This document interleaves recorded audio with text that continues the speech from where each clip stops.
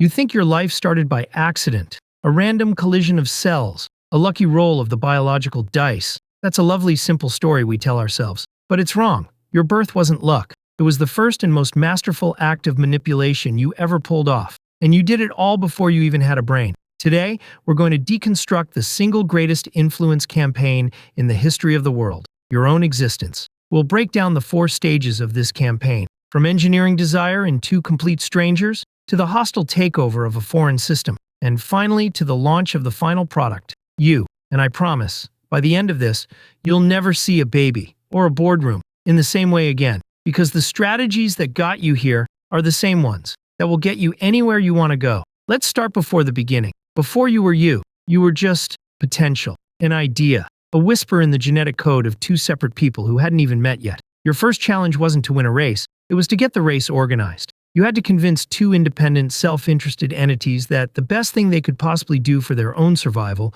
was to pool their resources and create a joint venture, a startup, with you as the CEO. This is the pregame, the phase of engineering desire. Think about any great product launch. The desire comes long before the product exists. We crave the next iPhone based on rumors and carefully orchestrated leaks. You were the ultimate pre-launch campaign.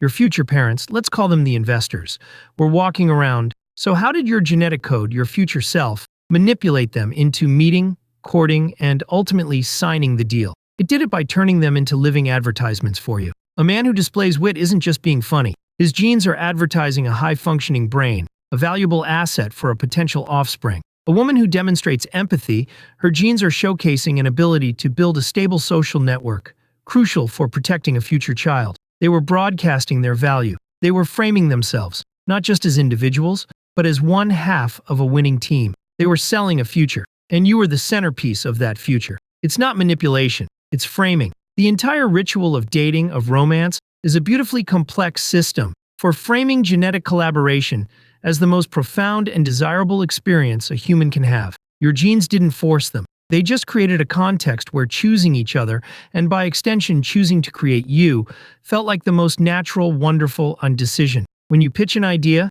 are you selling the features, the boring bullet points, or are you selling the vision, the feeling of success, the relief from a problem? You don't sell the software. You sell the streamlined workflow. You don't sell the car. You sell the freedom. Your genes didn't sell the sleepless nights and the financial burden. They sold the idea of legacy, of love, of family. They sold the sizzle.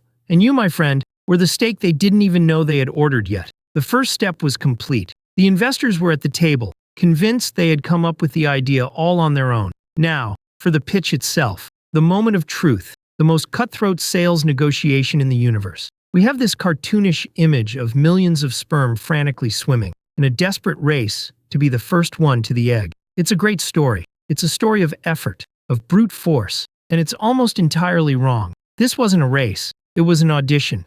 Imagine a single highly discerning client, the egg, locked in a corner office. And outside, there are literally 250 million salespeople, the sperm, all clamoring for a meeting. If it were just a race, the fastest, most aggressive salesperson would win every time. But that's not what happens. The egg is the ultimate gatekeeper. The journey through the female reproductive tract is an obstacle course designed to weed out the weak, the defective, the merely average. It's a series of brutal job interviews. Only the most resilient, the most viable candidates even make it to the waiting room. But getting to the door isn't enough. The egg is coated in a specific layer. It's a chemical lock. And only one of those millions of sperm has the exact specific chemical key to open it. The winning sperm doesn't just bump into the egg and win. It has to perform a complex chemical handshake. It releases enzymes to gently dissolve the outer layer, proving it has the right tools for the job. It has to bind to specific receptors on the egg's surface, proving it has the right credentials. The moment that one sperm proves it's the perfect match, the egg instantly changes its electrical charge, creating a force field that physically blocks every other competitor. The door slams shut. The deal is closed. Now, look at what just happened. Did the egg feel forced? Did it feel manipulated? No. From its perspective, it made a perfect, rational choice. People love choosing exactly what you want them to choose. The winning sperm didn't win by being pushy. It won by being the undeniable, bespoke solution to the egg's very specific problem. It was the only key that fit the lock. This is the essence of sophisticated persuasion. You don't try to convince everyone. You don't shout the loudest. You focus all your energy on understanding the lock. What does the client really need? Then, you become the only possible key. You frame your solution so perfectly to their problem that choosing you feels less like a decision and more like a discovery. They feel brilliant for having found you. The egg feels brilliant for having chosen your genetic half. So the deal is signed. The merger is complete. You now exist as a single cell, a zygote. Project U is officially funded. But if you think the hard part is over, your first post-merger action item is to convince a massive, powerful host body, your mother's, not just to tolerate you, but to fundamentally re-engineer its entire infrastructure to support you. This is the phase of securing the deal. The embryo, that tiny ball of cells that is now you, is technically a foreign invader. Her immune system should identify you as a threat and destroy you. You have to convince a fortress to lower its drawbridge and give you the keys to the kingdom. How do you do it? You don't send a polite request. You launch a chemical and hormonal shock and awe campaign. One of the first things the new embryo does is start producing a hormone called HCG. It's a command. HCG storms the mother's endocrine system and orders her ovaries to keep producing progesterone, effectively stopping the eject sequence.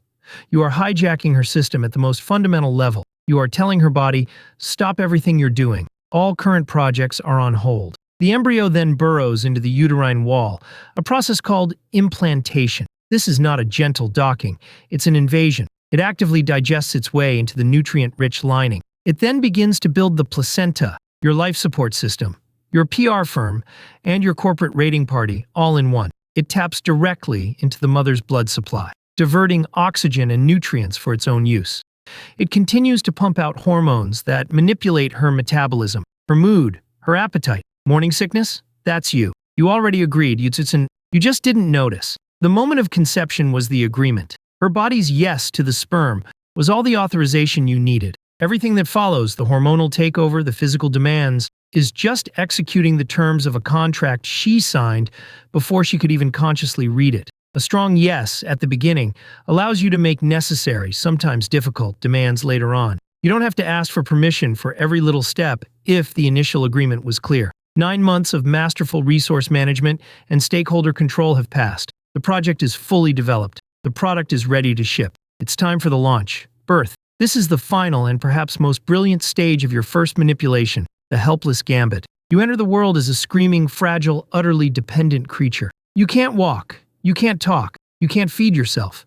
You are, by all objective measures, weak. And that weakness is your ultimate weapon. That first cry triggers an immediate, overwhelming neurochemical response in their brains, a flood of oxytocin and prolactin, that commands them to protect, nurture, and serve you. The effect is a total and complete reordering of the lives of two capable, independent adults around the non-negotiable demands of a tiny, helpless tyrant. They stop sleeping, their social lives evaporate, their financial priorities are rewritten overnight, and they do it all willingly, joyfully even. Why? Because you have successfully manipulated their deepest biological programming. By presenting yourself as completely vulnerable, you don't ask for power, you command it. People will fight tooth and nail against someone who tries to dominate them, but they will move heaven and earth to protect someone who is depending on them. This is the paradox of power. True influence often comes not from projecting strength, but from strategically revealing vulnerability. The leader who admits they don't have all the answers inspires more loyalty